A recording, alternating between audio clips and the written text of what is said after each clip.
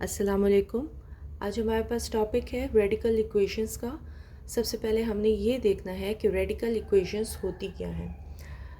तो radical equations वो होती हैं कि जब वेरिएबल जो है वो आपके पास अंडर द रूट के साइन के नीचे आ जाए या रेडिकल साइन के नीचे वेरिएबल आ जाए तो हम उसे रेडिकल इक्वेशन कहते हैं।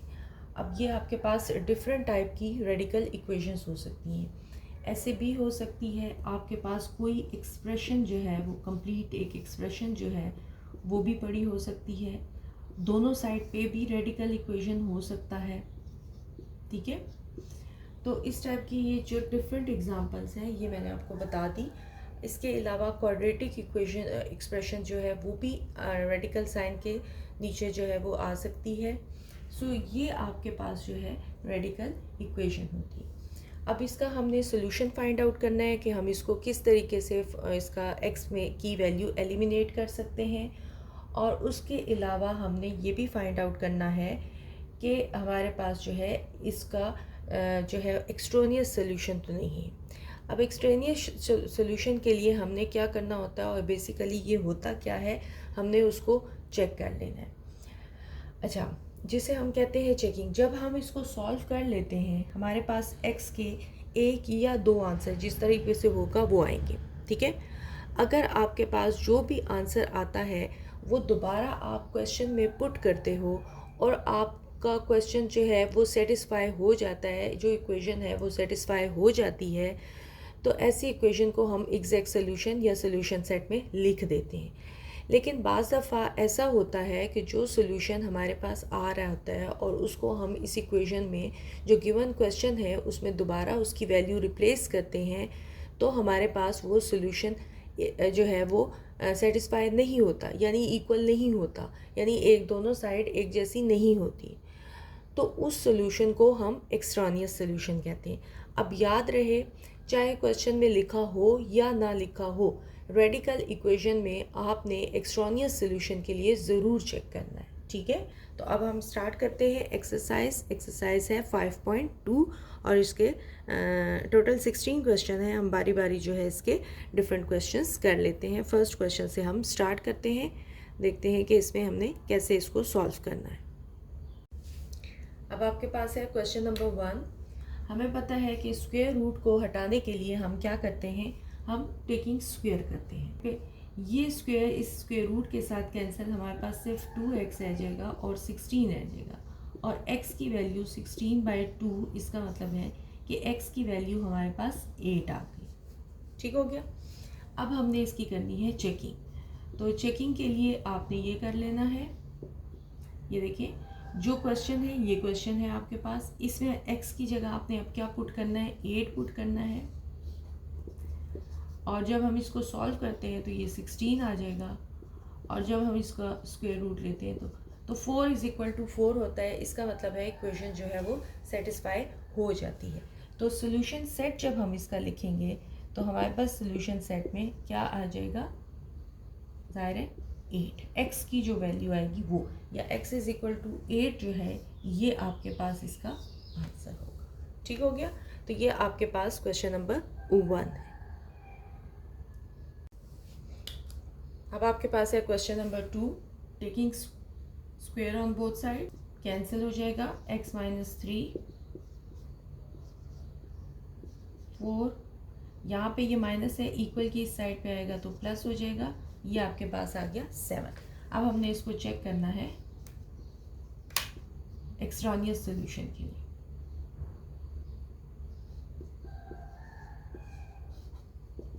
दोबारा आपने क्वेश्चन में 7 - 3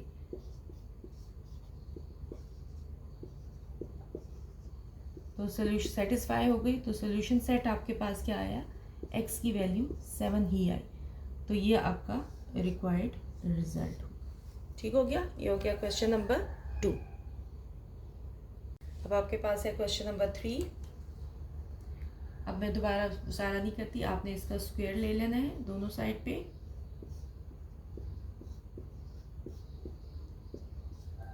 x माइनस 5, 3 3 ज़ा 9, 9 प्लस 5 14, x की वैल्यू आपके पास आ गई 14। अब हम करते हैं इसकी चेकिंग। 14 माइनस 5 9, 9 की स्क्वायर रूटेड वैल्यू, तो ये आपके पास सोल्यूशन सेट में 14 आ जाएगा। ठीक है, याद रहे कि ये नंबर जो है x की वैल्यू जो है ये आंसर, ये आपके पास सोल्यूशन आएगा। तो ये आपके पास क्वेश्चन नंबर 3 हो गया। क्वेश्चन नंबर 9 है 2x + 1 होल स्क्वायर, 9 का whole square, 2x + 1 81, 2x 81 minus 1 80, x is equal to 40। 2 को डिवाइड कर दिया, कर लेनी है checking. 2 multiply by 40 plus 1, 80 plus 1, 81 और 81 का लिया तो 9 आ जाएगा। तो सोल्यूशन सेट आपके पास 40 आ जाएगा, यानी ये वैल्यू इसकी सही है एग्जैक्ट सोल्यूशन के लिए। अब आपके पास आ गया क्वेश्चन नंबर 5। क्वेश्चन नंबर 5 में हमने स्क्वेयरिंग की।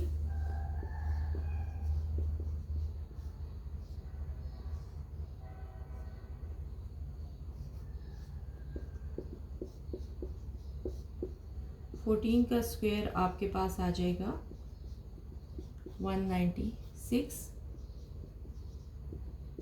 196 प्लस 4, तो ये आ जाएगा 200, और 200 डिवाइडेड बाय 5 किया तो ये आ जाएगा आपके पास 40।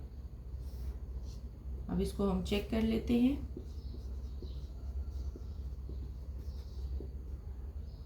5 × 40 माइनस 4 एंड 14, तो ये आ जाएगा 200, 200 में से 4 को माइनस किया 196, 196 जो है वो आपके पास आ जाएगा 14 के इक्वल। तो 14 इज इक्वल टू 14 ही होता है, तो इसका मतलब है सोल्यूशन सेट आपके पास आ गया 40। ठीक हो गया, क्वेश्चन नंबर 5 था। अच्छा, अब आपके पास क्वेश्चन नंबर 6 है, और क्वेश्चन नंबर 6 में आप देखें कि जब भी कोई रेडिकल साइन आया हुआ है, आपके पास रेडिकल वैल्यू है and that is equal to -10 है, तो हमें इसको सॉल्व नहीं करना, इसका कोई सोल्यूशन नहीं आता। आप इसको चेक भी कर सकते हैं, लेकिन इसका हमेशा जब कभी भी आपके पास वैल्यू रेडिकल साइन के साथ is equal to minus something है, नेगेटिव नंबर है, तो उसका सोल्यूशन जो है वो एग्जिस्ट नहीं करता। तो आप इसको डायरेक्टली लिख सकते हैं कि सोल्यूशन सेट जो है वो एम्प्टी सेट होगा, इसको कैलकुलेट करने की ज़रूरत नहीं होगी। या फिर और ये भी जहन में रखिएगा कि एम्प्टी सेट के लिए हम ये दो नोटेशंस यूज़ करते हैं, या ये। ठीक है, बाज़ औक़ात बच्चे मिस्टेक करते हैं जिसमें क्या करते हैं कि एम्प्टी ये सेट नोटेशन दे के और बीच में ये वैल्यू ले ये साइन डाल देते हैं। तो इस साइन का मतलब ये होता है कि ये आपके पास अब एम्प्टी नहीं रहा, क्योंकि ये एक ग्रीक वर्ड है। अगर एक डॉट भी हम सेट नोटेशन में लगा देते हैं तो वो एक एलिमेंट की प्रेजेंस को शो करता है। ठीक है, तो काइंडली ये चीज़ याद रखिएगा। और 6 क्वेश्चन में चूंकि ये -10 आ गया, अगर +10 होता तो हम इसको सिंपली सॉल्व कर सकते थे, लेकिन चूंकि -10 आ गया तो आपको इसको सॉल्व करने की ज़रूरत नहीं है। आप डायरेक्टली इसमें लिख सकते हैं इट हैज़ नो सोल्यूशन। आप इसको the equation has no solution या एम्प्टी सेट जो है वो उसको लिख सकते हैं। ठीक है, तो ये सारी बातें क्वेश्चन नंबर 6 के लिए थी। क्वेश्चन नंबर 7 में आपने क्या करना है कि प्रॉपरली इसको अरेंज करना है, यानी एक साइड पे आपके पास रेडिकल वैल्यू आ जाए और दूसरी साइड पे सिंपल वैल्यू आ जाए। तो सबसे पहले हम इसको अरेंज करते हैं। अरेंज करने के लिए क्या करना है, आपने ये -3 है, इसको उठा के इक्वल की दूसरी साइड पे लीजिए।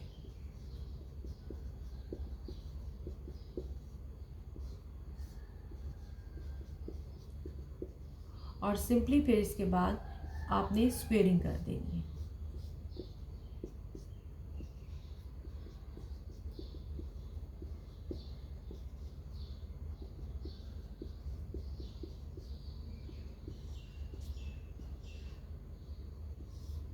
ठीक है, आपके पास y की वैल्यू 21 आई।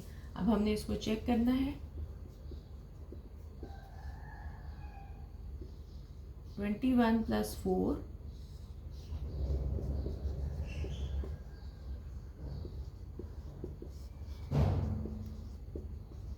अब देखिए ये आपके पास क्या आता है, 5 5 - 3 क्या देगा, 2 = 2। सोल्यूशन सेट में आप 21 जो है वो लिख सकते हैं। तो ये आपके पास 21 इसका एग्जैक्ट सोल्यूशन आ गया। अब क्वेश्चन नंबर 8 है, इसको भी हमने पहले अरेंज करना है। आप इक्वल की एक साइड पे जो है वो रेडिकल, ये माइनस साइन के साथ था, इसको उठा के मैं दूसरी साइड पे रह गई। सिमेट्रिक प्रॉपर्टी यूज़ करते हुए हम इसको ऐसे भी लिख लेते हैं, क्योंकि नॉर्मली जो है वो हम वेरिएबल वाली वैल्यू जो है वो हम लेफ्ट साइड पे रखते हैं। स्क्वेयरिंग कर ले,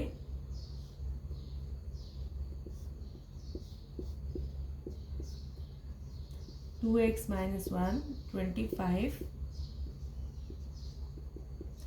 25 + 1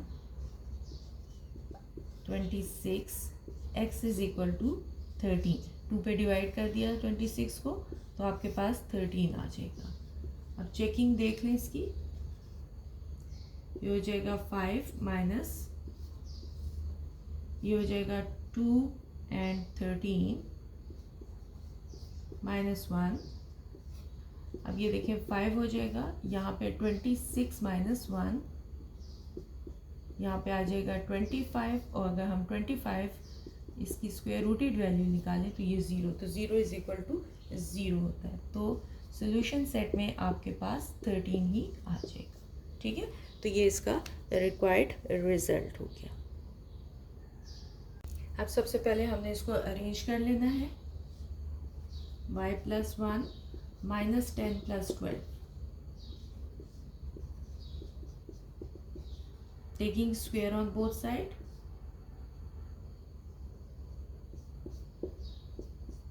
ये हो जाएगा y + 1, y की वैल्यू आपके पास 3 आ गई। ठीक है, अब हम इसकी चेकिंग कर लेते हैं। तो चेकिंग जब हम करेंगे तो 3 + 1 -12 -10। अब यहाँ पे देखिए आपके पास जो है ये आ जाएगा 4,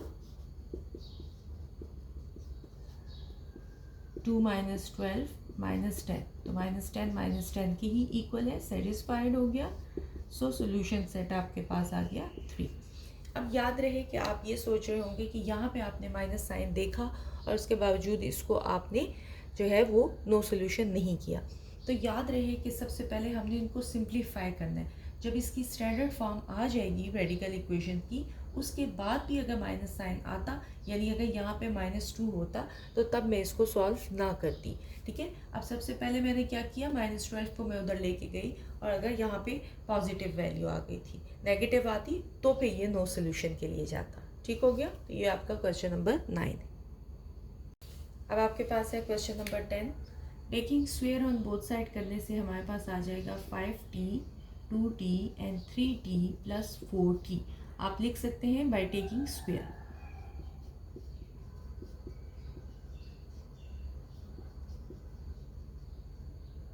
ठीक है, तो ये आपके पास मैं थोड़ा सा डायरेक्ट कर देती हूँ। -5t है तो यहाँ से आएगा -3t, और ये 4 + 2 हो जाएगा। इसको मैं उठा के इधर लाई, इसको इधर लाई, तो ये हो जाएगा 2t एंड 6, और ये t की वैल्यू आपके पास 3 आ जाएगी। चेकिंग कर लेते हैं, ये हो जाएगा 5 × 3 -2 एंड 3 × 3 + 4, ये हो जाएगा 15 - 2, और ये हो जाएगा 9 + 4, तो ये 13 आ जाएगा, और ये भी आपके पास 13 आ जाएगा। सेम है, सो सॉल्यूशन सेट आपके पास आ गया 3, ठीक है, दिस वन। तो टी की वैल्यू आपके पास 3 एग्जैक्ट सोल्यूशन। अब आपके पास है क्वेश्चन नंबर 11, वही हम करते हैं बाय टेकिंग स्क्वायर, ठीक है। आप इसको आगे भी मेंशन कर सकते हैं, दोनों साइड पे हमने स्क्वेयरिंग कर ली है।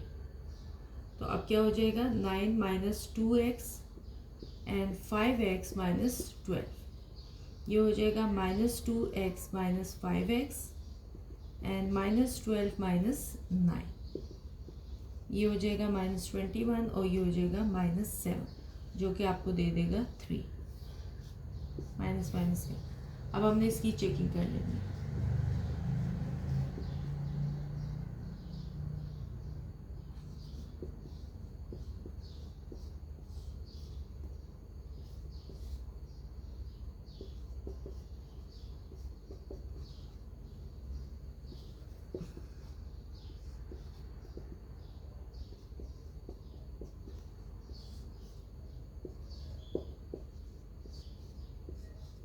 आपके पास सॉल्यूशन सेट जो है वो आ जाएगा 3, एग्जैक्टली सेम है। तो ये आपके हो गया क्वेश्चन नंबर 11। अच्छा, इसको सबसे पहले हमने रीअरेंज कर लिया, तो ये आ गया 12 माइनस 14, 12 माइनस 14 आपको देगा 2, और ये जब उधर जाएगा तो ये प्लस हो जाएगा। अब आप अगर गौर से देखें तो हमने प्रॉपरली फॉर्म में उसको अरेंज कर लिया है, और यहाँ पे ये -2 के इक्वल आ गया है। तो इसका मतलब है कि equation has no solution, equation has no solution. याद रहे ऑब्जेक्टिव में भी इस टाइप की बातें पूछी जा सकती हैं। तो या आप इसका सॉल्यूशन सेट जो है वो क्या दे देंगे, एम्प्टी सेट। तो इसको सॉल्व करने की ज़रूरत नहीं है, आप बस जस्ट इतना ही लिख सकते हैं। तो ये आपका क्वेश्चन नंबर 12 हो गया। क्वेश्चन नंबर जो है आपके पास 13 है। सबसे पहले हम इसको अरेंज कर लेते हैं। 40 और ये प्लस के साथ है, इसको दूसरी साइड पे लेके जाएं। सो ये आपके पास आ गया 32। तो ये 4 under the root c 4 32 divided by 4। आप चाहें तो 4 को यहीं पे रख के भी स्क्वेयरिंग कर सकते हैं, और आप चाहें तो इसको इक्वल की दूसरी साइड पे भी ले जाएं। तो ये आपके पास आ जाएगा 8। अब आपने स्क्वेयरिंग कर लेनी है, स्क्वेयरिंग करेंगे तो ये आपके पास z की वैल्यू 64। तो ये आपके पास आ जाएगा 8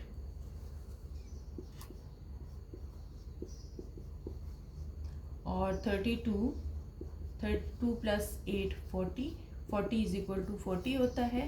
तो सोल्यूशन सेट आपके पास आ गया 64। तो ये आपके पास रिक्वायर्ड है क्वेश्चन नंबर 13। अब आपके पास है क्वेश्चन नंबर 14, जिसमें आपके पास फ्रैक्शन आ रहा है, फ्रैक्शन है और अंडर रूट के साइन के नीचे। स्क्वेयरिंग करके हम ये हटा लेते हैं, स्क्वायर रूट, और उसके बाद हम क्रॉस मल्टीप्लाई कर लेते हैं। ये वैल्यू इधर, ये वैल्यू इधर, a plus 6 a minus 1 a plus 2 a plus 2 multiply करने के बाद हमारे पास रिजल्ट आएगा a square 5a minus 6 a square 4a plus 4। Arrange कर लेते हैं हम इसको, सारी वैल्यूज़ को इक्वल की एक साइड पे लेके आते हैं, या सिंपली जो एक वैल्यू एग्जैक्टली सेम पड़ी हुई है हम इनको डायरेक्टली कैंसिल भी कर सकते हैं। हमारे पास रह जाएगा 5a माइनस 6 4a प्लस 4। अब ये देखें 5a minus 4a and 4 plus 6, तो ये आपके पास आ जाएगा a इज इक्वल टू 10। अब हमने इसको चेक कर लेना है कि हमारे पास a इज इक्वल टू 10 जो आंसर आया है वो ठीक भी है कि नहीं। तो हम चेकिंग कर लेते हैं।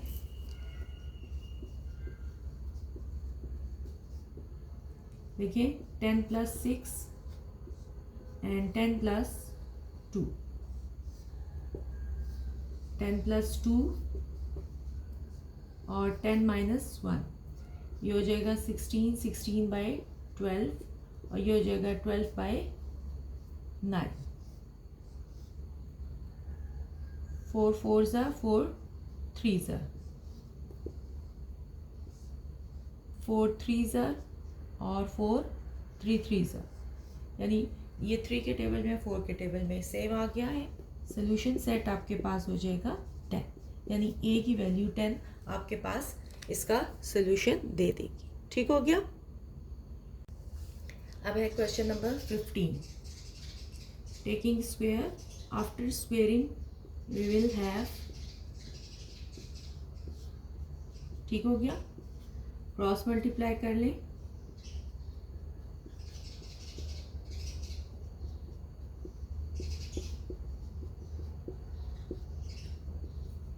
मल्टीप्लाई कर लें,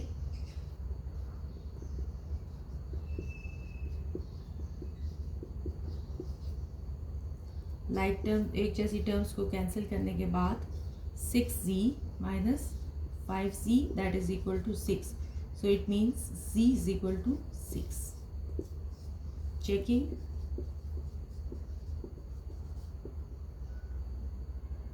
six and 6 plus 3, 6 plus 2, 6 plus 6, 6 by 9 and 8 by 12, 3 3s are 3 2s are and 3 3s are, 4 2s are 4 3s are। Solution set 6। Satisfy होने के बाद आपने सोल्यूशन सेट को भी मेंशन करना है। अब है क्वेश्चन नंबर 16, इस एक्सरसाइज का last question. After squaring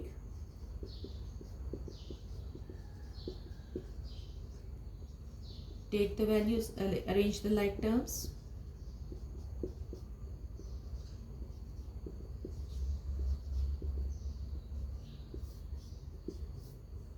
checking,